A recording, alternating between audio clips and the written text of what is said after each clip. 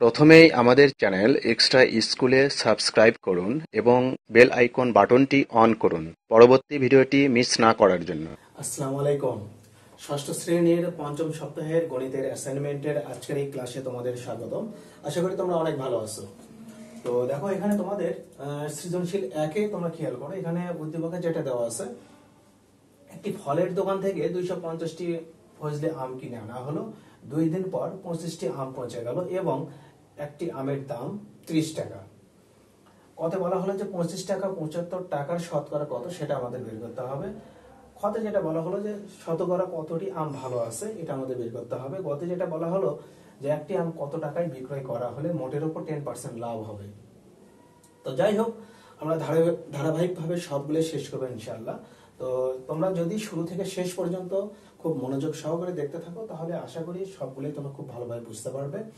তো শুরু করা যাক। আমাদের 1 নাম্বার প্রশ্নের ক তে আমরা যেটা করব সেটা হলো, দেখো 25 টাকা 75 টাকার শতকরা কত সেটা আমরা বের করব। তাহলে আমরা লিখব 25 টাকা 75 টাকার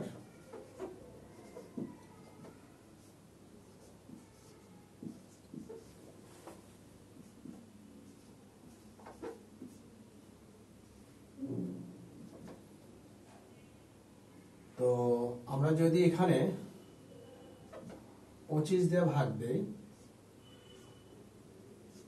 তাহলে উপরে 1 নিচে 3, তাহলে আমরা 100 ভাগ 3 এত পার্সেন্ট লিখবো। এটাকে আমরা মিশ্র আকারে নিয়ে আসতে পারি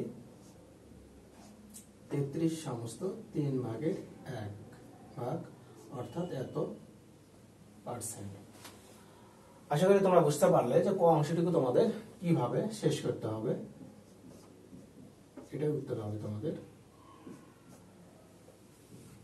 এরপর আমরা খ অংশে যাব। খ অংশে আমরা দেখবো যে আসলে শতকরা কতটি আম ভালো থাকে। তো আমরা তাহলে শুরুতেই যেটা লিখব,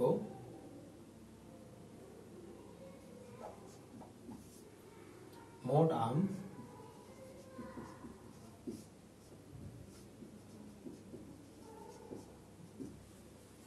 250টি, পচে গেল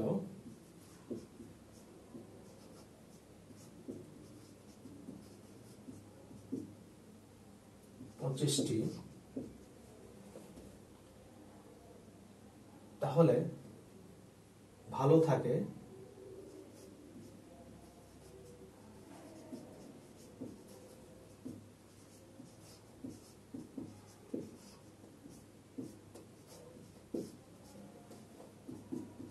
225টি। আমাদের বলা হলো যে শতকরা কতটি ভালো থাকে। তো আমরা তাহলে লিখবো যে 250টির ভিতর ভালো থাকে 225টি, একটির ভিতর অতএব 100টির ভিতর, এইভাবে আমরা শেষ করব। তাহলে আমরা লিখবো 250টি আমের মধ্যে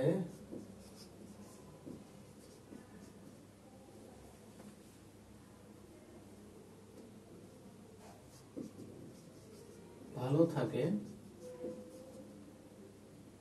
225টি, অতএব একটি আমের মধ্যে ভালো থাকে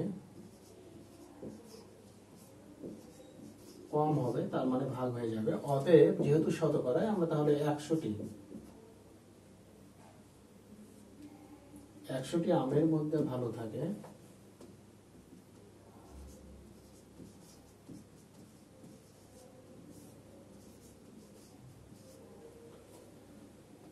শূন্য শূন্য কেটে দেব।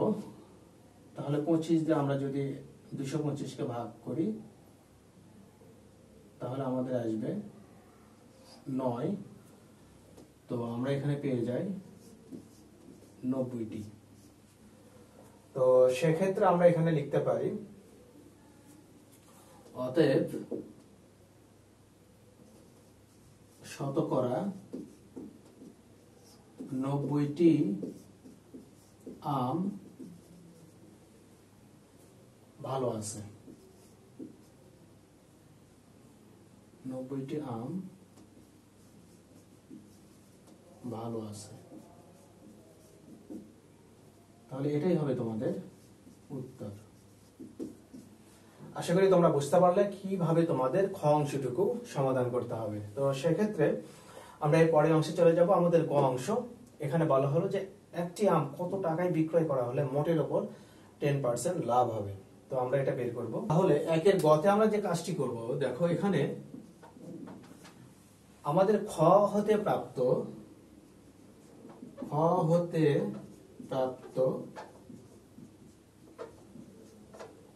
আমরা লিখে নেব আম ভালো থাকে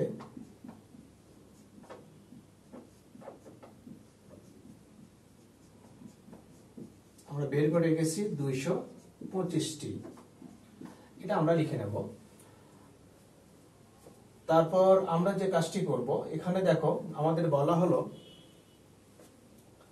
যে মোটের উপর 10% লাভ, মানে কত টাকায় বিক্রয় করলে মোটের উপর 10% লাভ হবে। তাহলে আমরা লিখব 10%। আচ্ছা, আমরা ওটার আগে যে কাজটি করব, আমরা লিখব একটি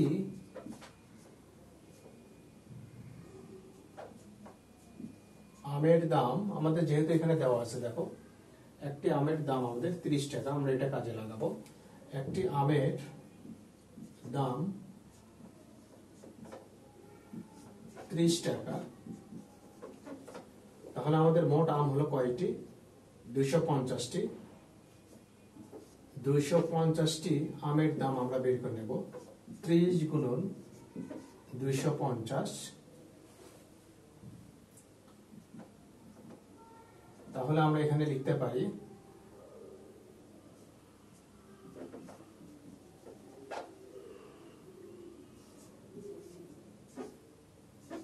7,500 টাকা। এটা আমরা পেয়ে গেলাম, 250টি আমের দাম পেলাম। তো আমরা তাহলে লিখবো যে 10% লাভে বিক্রয় মূল্য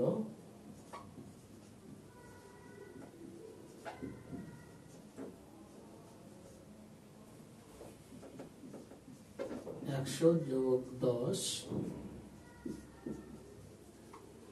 তাহলে 110 টাকা। এটা আমরা বের করে নেব। তো আমরা তাহলে লিখবো যে ক্রয় মূল্য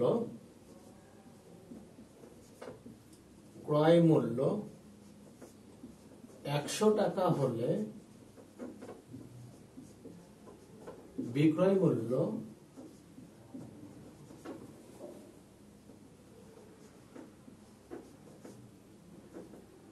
110 টাকা।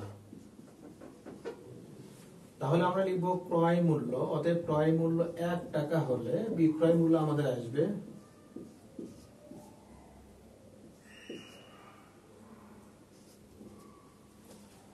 অতএব ক্রয় মূল্য যদি আমাদের 7,500 টাকা হয়, তাহলে আমাদের বিক্রয় মূল্য কত আসবে আমরা সেটা বের করে নেব।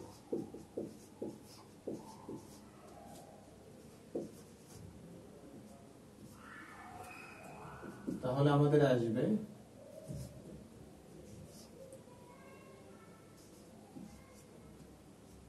8,250 টাকা। এটা আমাদের বিক্রয় মূল্য বের হলো কত? 8,250 টাকা। এখন আমাদের কিন্তু দেখো আম ভালো থাকে কয়টি? 225টি। তাহলে এই যে 225টি, এই 225টি আমের বিক্রয় মূল্য হবে আমাদের 8,250 টাকা। তারপর আমরা ওখান থেকে একটি আমের বিক্রয় মূল্য বের করে নেব। তো আমরা তাহলে শুরুতে এই যে কাজটি করব, আমরা লিখে নেব যে, তো এরপর আমাদের লিখতে হবে 225টি আমের বিক্রয় মূল্য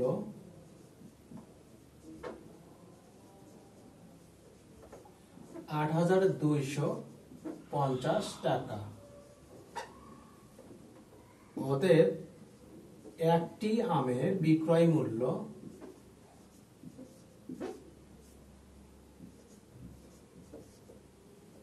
আমরা এখান থেকে পেয়ে যাই। এখন যদি তোমরা 225 দিয়ে 8250 কে ভাগ দাও তাহলে তোমাদের আসবে যেটা 36.67 টাকা। এটাই হবে তোমাদের একটি আমের বিক্রয় মূল্য। অর্থাৎ একটি আম 36.67 টাকায় বিক্রয় করলে মোটের উপর 10% লাভ হবে। আশা করি তোমরা বুঝতে পারলে 1 নাম্বার সৃজনশীলের ক, খ এবং গ অংশটুকু কিভাবে তোমাদের লিখতে হবে। তাহলে আমরা পরের প্রশ্নে চলে যাব। আমাদের পরের প্রশ্ন সৃজনশীল 2 চলে যাব আমরা। তো এবার আমি তাহলে 2 নাম্বার প্রশ্নটি আলোচনা করব। তোমরা দেখতে পাচ্ছ 2 নাম্বার প্রশ্নের উদ্দীপকে যেটা দেওয়া আছে সেটা হলো -15, 6, 11 এই তিনটি পূর্ণ সংখ্যা দেওয়া আছে। কথা যেটা বলা হলো যে -15 এবং 6 এর মধ্যে গ্রেটার দেন, লেস দেন আর ইকুয়াল টু এই তিনটার কোনটা বসবে সেটা তোমাদের বসাতে হবে। এরপরে 6 + 5 এবং 11 এর মধ্যে এই তিনটা চিহ্নের কোনটা বসবে তোমাদের সেটা বসাতে হবে। তো আমরা তাহলে 2 এর কতে যে কাজটি করব, আমরা বলে নেব যে -15 6 অপেক্ষা ছোট, এটা আমরা বলে নেব। তাহলে আমরা এখানে বলতে পারি অতএব -15 লেস দেন 6, আবার 6 + 5 কার সমান? 11 এর সমান। এটা আমরা একটু বলে নেব। তাহলে আমরা এখানে লিখতে পারি যে অতএব 6 + 5 = 11। এইভাবে তোমাদের আনসার করতে হবে। এর পরের অংশে আমরা চলে যাব। আমাদের খতে দেখো কি দেওয়া আছে,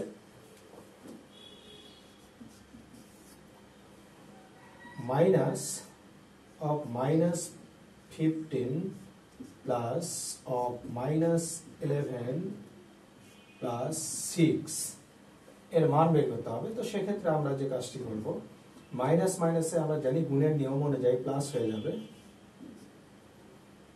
আর মাইনাস প্লাস এখানে মাইনাস হয়ে যাবে। প্লাস দুইটা আমরা পাশাপাশি নেব, মাইনাসটা পরে দেব। তাহলে এখানে আমরা পাবো 21 -11, তাহলে আমরা এখানে লিখতে পারি 10। এটাই অ্যান্সার। আশা করি তোমরা বুঝতে পারলে যে তোমাদের ক এবং খ কিভাবে করতে হবে। তো এরপরে অংশে তাহলে চলে যাব। তো এবার তাহলে আমি গ অংশটুকু আলোচনা করব। আমাদের গ অংশে যেটা করতে হবে যে সংখ্যা রেখার সাহায্যে -15 ও 6 এর যোগফল বের করতে হবে এবং 11 ও 6 এর মধ্যে বিয়োগফল নির্ণয় করতে হবে। তো সেক্ষেত্রে দেখো আমরা শুরুতেই প্রথম অংশ নিয়ে কাজ করব। তো প্রথম অংশে আমাদের -15 ও 6 এর যোগফল বের করতে হবে কিভাবে। তো আমরা শুরুতেই লিখবো যে প্রথম অংশ, তারপর আমরা লিখবো -15 ও 6 এর যোগফল নির্ণয়। তারপর তোমরা লিখবে যে সংখ্যা রেখা নিম্নরূপ। তো সংখ্যা রেখায় দেখো তোমরা যে বিষয়টি খেয়াল করবে, তোমাদের 0 থেকে ডান দিকে ধনাত্মক মান, বাম দিকে ঋণাত্মক মান নিতে হবে। তো 0 থেকে ডান দিকে তোমরা কি করবে 1 2 3 4, তার মানে 0 থেকে ডান দিকে আমরা +∞ পর্যন্ত যেতে পারি, আর 0 থেকে বাম দিকে আমরা ঋণাত্মক মান নিয়ে -∞ পর্যন্ত যেতে পারি। তো তোমরা সংখ্যা রেখায় তাহলে -∞ এবং +∞ দেখাতে পারো।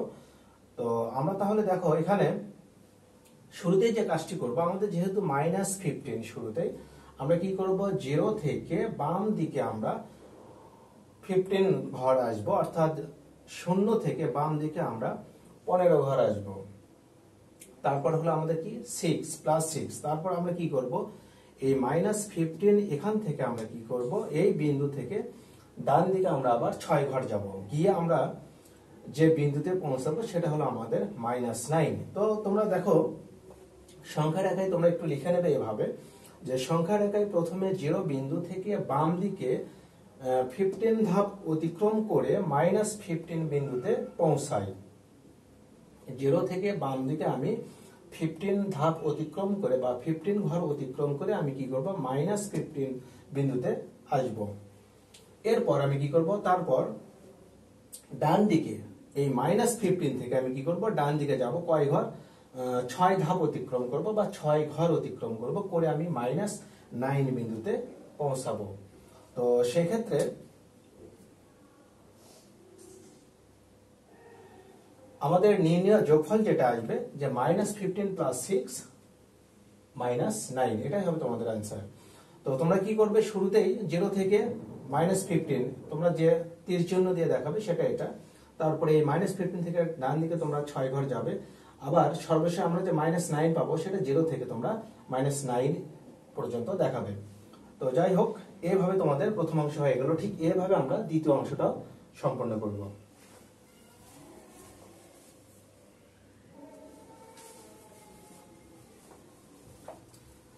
তাহলে দ্বিতীয় অংশে আমাদের কি করতে হবে, দেখো এখানে 11 ও 6 এর বিয়োগফল বের করতে হবে। তো আমরা তাহলে এখানে দ্বিতীয় অংশে লিখে নেব, তারপর 11 ও 6 এর বিয়োগফল নির্ণয় লিখতে হবে, তারপর তোমরা লিখবে যে সংখ্যা রেখা নিম্নরূপ। তো সংখ্যা রেখা তোমরা দেখাবে। এখন সংখ্যা রেখা দেখো, খেয়াল করো, আমরা কি করব, যেহেতু আমাদের 11 ও 6 এর বিয়োগফল বের করতে হবে, আমরা শুরুতেই এই 0 বিন্দু থেকে ডান দিকে আমরা কি করব, 11 ঘর যাব। ওখান থেকে আমরা কি করব, 6 ঘর আমরা কি করব, বাম দিকে আসব। আসলে আমরা যে বিন্দুতে পৌঁছাবো সেটা হলো আমাদের 5 বিন্দু। তো সেক্ষেত্রে আমরা 0 থেকে 5 পর্যন্ত, অর্থাৎ আমরা পেয়ে যাব তাহলে বিয়োগফল আমাদের আসবে 11 - 6 = 5।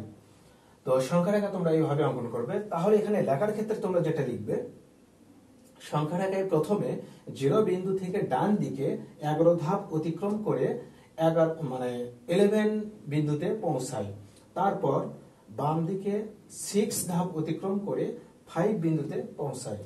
অতএব নির্ণয় বিয়োগফল 11 - 6 = 5। এইভাবে তোমাদের সংখ্যা রেখা অঙ্কন করতে হবে এবং কথাগুলো লিখতে হবে। আশা করি তোমরা গ অংশটুকু বুঝতে পারলে। তাহলে আমরা পরের প্রশ্নে চলে যাব। এবার তোমাদের জন্য সংক্ষিপ্ত প্রশ্নগুলি আলোচনা করব। 3 নম্বর প্রশ্নে দেখো, তোমাদের যে সংক্ষিপ্ত প্রশ্নগুলি আছে, তো এই প্রশ্নগুলি আনসার করতে গিয়ে তোমাদের এই চিহ্নগুলো ব্যবহার করতে হবে। এখানে তোমরা দেখতে পাচ্ছ যোগ, বিয়োগ, গুণ, ভাগ, এই চিহ্নগুলো তোমরা ব্যবহার করবে। এই চিহ্নের সাহায্যে তোমরা কিভাবে লিখবে দেখো, আমাদের 3-এর কতে যে কাজটি করতে হবে, আমাদের এখানে বলা হলো যে x এর 7 গুণ থেকে y এর 3 গুণ বিয়োগ। এর অর্থ হলো এরকম, আমরা লিখে নেব যে x এর 7 গুণ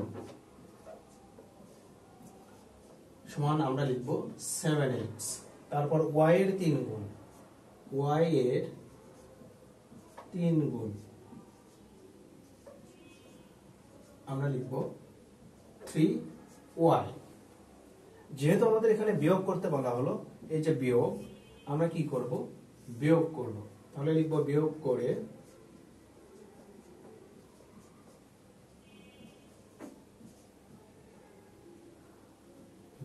তাহলে আমরা কি করব, 7x থেকে 3y আমরা বাদ দেব। এটাই আমাদের आंसर। খতে যেটা বলা হলো দেখো, a ও b এর গুণফল থেকে c এর 8 গুণ যোগ করতে হবে। তাহলে a ও b এর গুণফল, তার মানে ab, c এর 8 গুণ যোগ c এর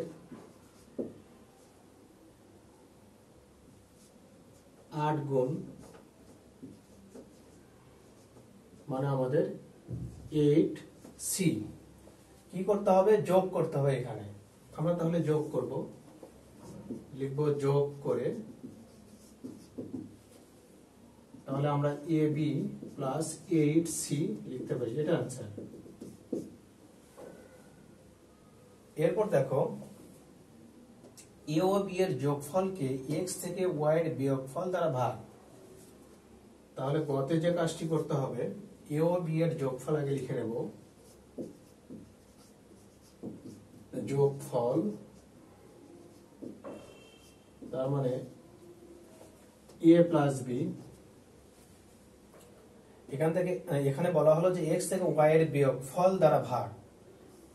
এবার বিয়োগফল দ্বারা ভাগ করতে হবে। এক্স থেকে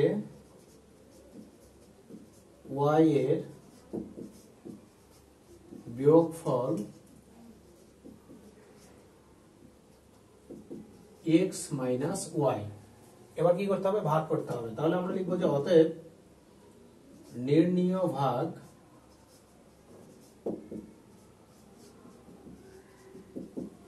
আমরা এটা লিখবো A plus B divided X minus Y. এটাই আমাদের আনসার। এরপরে দেখো তোমাদের বলা হলো যে এক্স কে 9 দ্বারা গুণ করে প্রাপ্ত গুণফলকে 7 দ্বারা গুণ করতে হবে। তো আমরা তাহলে এখানে কি করব? এক্স কে 9 দ্বারা আগে গুণ করব। এক্স কে 9 দ্বারা গুণ, এর অর্থ হবে আমাদের 9x, তারপর গুণফলকে 7 দ্বারা গুণ। তাহলে আমরা কি করব? এই গুণফলকে আমরা 7 দ্বারা গুণ করব।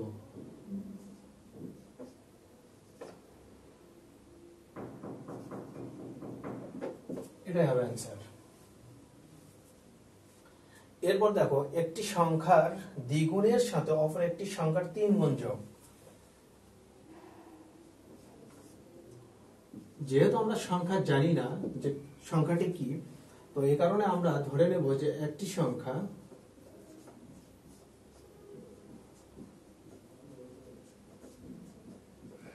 x, তো x এর দ্বিগুণ, তার মানে আমরা লিখব 2x। অপর সংখ্যা লিখব, অপর সংখ্যা ধরে নেব এখানে y, অতএব y এর বলা হলো কি 3 গুণ। 3 গুণ মানে আমরা লিখব 3y। তারপর কি বলা হলো? যোগ করতে হবে। অতএব নির্ণীয় যোগ আমরা লিখব 2x প্লাস 3y। এটা অ্যান্সার। আশা করি তোমরা এটাও বুঝতে পারলে যে কিভাবে তোমাদের যোগ করতে হবে। তো এর পরের প্রশ্নে আমরা চলে যাব। তো সর্বশেষ আমাদের 4 নম্বর প্রশ্নে আমরা দেখতে পাই যে এখানে একটি খাতার দাম a টাকা, একটি বইয়ের দাম b টাকা এবং একটি কলমের দাম দেওয়া আছে c টাকা। কতে বলা হলো যে 5টি কলম ও 3টি খাতার দাম কত আমাদের বের করতে হবে। খতে কি করতে হবে? 10টি বই ও 4টি খাতার দাম বের করতে হবে। গতে 8টি খাতা, 6টি বই এবং 9টি কলমের দাম কত সেটা বের করতে হবে। আমরা তাহলে দেখো কতে যে কাজটি করব, শুরুতেই 5টি কলম ও 3টি খাতার দাম। তো আমাদের কিন্তু কলমের দাম দেওয়া আছে কত? c টাকা। তো আমরা লিখব যে একটি কলমের দাম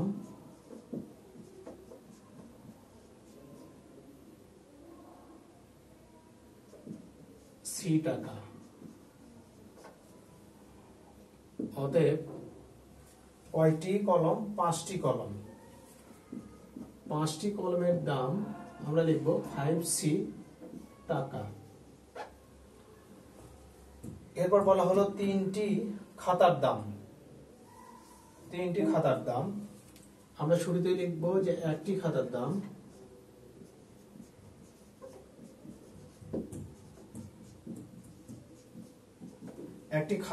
আমাদের a টাকা।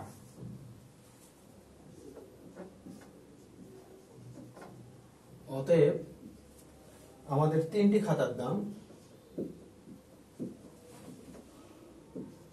3a টাকা লিখব।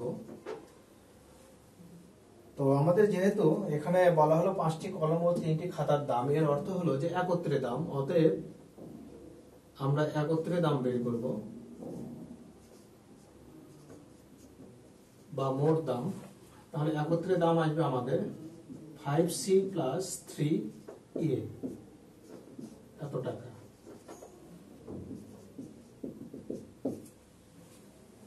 এরপর দেখো খতে বলা হলো যে 10টি বই ও 4টি খাতার দাম। আমরা লিখবো একটি বইয়ের দাম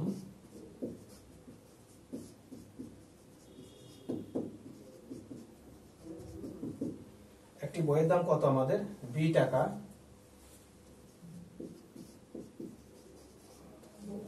অতএব 10টি বইয়ের দাম 10B টাকা।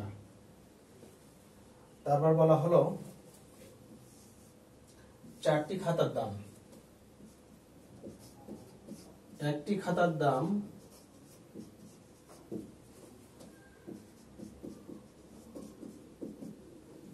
তাহলে একটি খাতার দাম আমাদের কত?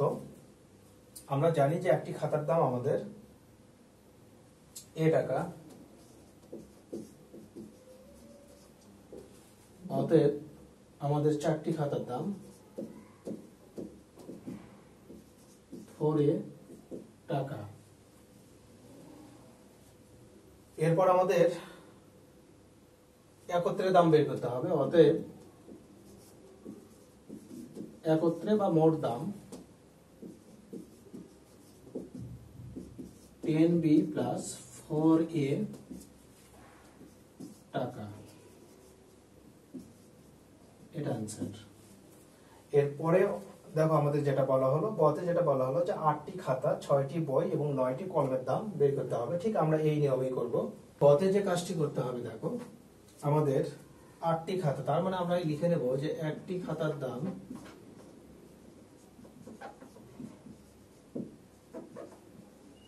আমাদের A টাকা। অতএব 8টি খাতার দাম 8A টাকা। তারপর আমাদের বই, তাহলে একটি বইয়ের দাম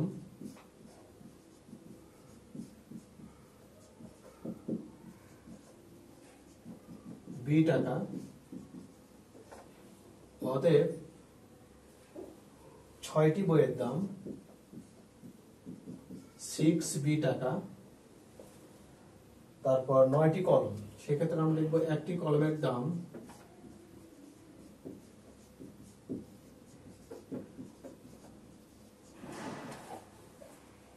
C টাকা। অতএব 9টি কলমের দাম 9C টাকা। সেক্ষেত্রে আমরা লিখতে পারি একত্রে দাম